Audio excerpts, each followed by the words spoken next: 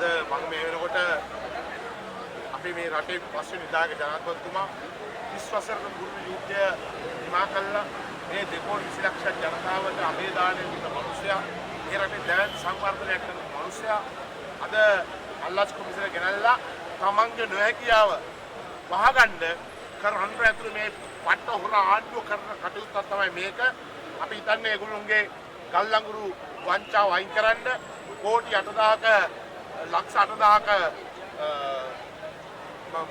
ඕස්ට්‍රේලියාවේ මේ මහ බැංකුවේ හොරකම වහගන්න, ඒ වගේම මේ වෙනකොට කන්ටේනර් 223 වංචාව වහගන්න ඒ කටයුතු කරලා අද අර මිනිස්සෙක් මුළු ප්‍රකාශ දින බලයෙන් තමයි මේ කටුත්තර ගත්තේ කියලා. නමුත් එහෙම තියද්දි අද ඇවිල්ලා මේ ආණ්ඩුව හදනවා මහින්ද රාජපක්ෂ මහත්තයාව ගෙනල්ලා ඒව බය ගන්නලා. මං හිතන්නේ මහින්ද මහත්තයා බය වෙන පුද්ගලයෙක් නෙමෙයි. මහින්ද ඇතුළු මහින්දක පිරිසම බය වෙන්නේ නැති පිරිසක්. ඒ දැවැන්තේ ශක්තිය අපිට තියෙනවා.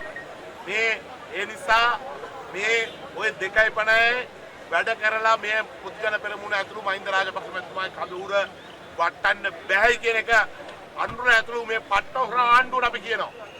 බොහොම පැහැදිලිව කියනවා මේ පට්ට හොර ආණ්ඩුවට ඒක පැහැදිලිවම අපි කියනවා මේවා වහගන්න බෑ තමන්ගේ නොහැකියාව. මොකද අපි මේ ඉතිහාසයේ 1947 පස්සේ මේ ඉන්න ජනතාව ඔක්කොම දන්නවා මේ අම්මලා මේ නැන්දලා දන්නවා රට යමක් කරේ කවුද කියලා.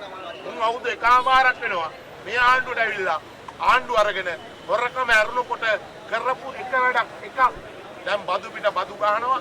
මේ සියල්ල වහගන්න තමයි මේ ආණ්ඩුව කටයුතු කරන්නේ. හැබැයි මේම නෙමේ අපි ඉදිරියේදී ජනතාව පාරන බස්සන්නේ මීට වඩා දසදහස් ගණන් පාරන බහිනවා.